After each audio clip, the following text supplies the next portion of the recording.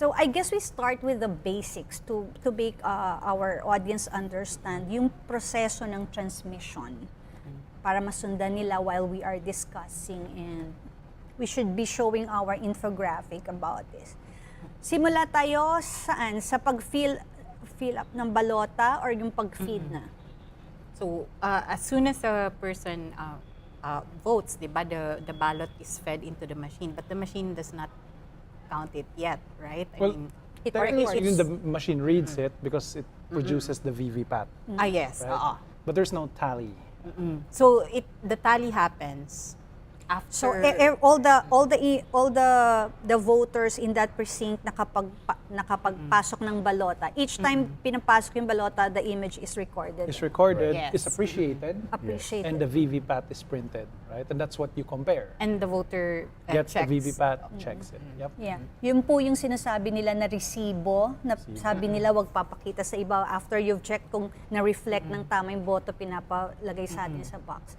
And then when the precincts close, what happens to the VCM? What do they do?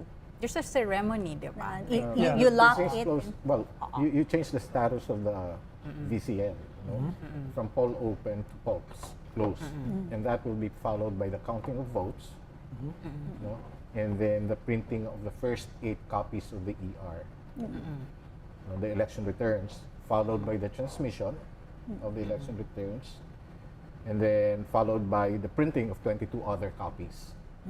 Yeah, and just to add a little more detail to that. So after closing, that is when the ballots are actually, the votes are actually counted, right? It produces a quote-unquote results file.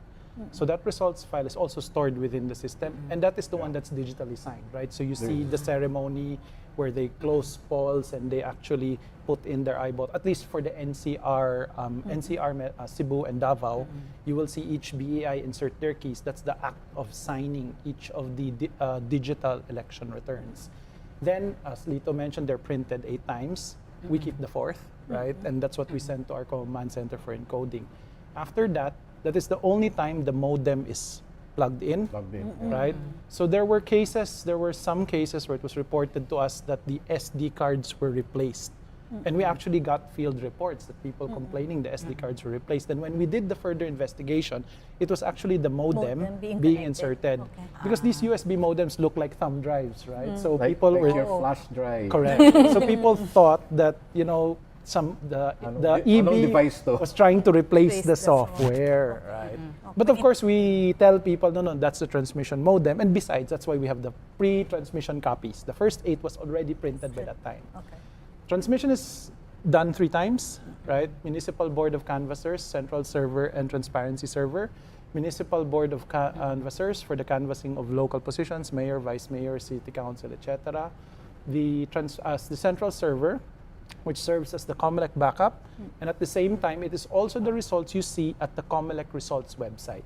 So if you visit COMELEC's website, you will see a link there for election results. That's where you will see precinct level, down to the precinct. You can search the precinct and you can get the results But for it's that not precinct. tabulated, It's diba? because they're not allowed Yes. to, right? So they're not allowed to, so they can only show the results. Then what we get, election Via the observers, transparency we server. don't like to be called watchdogs.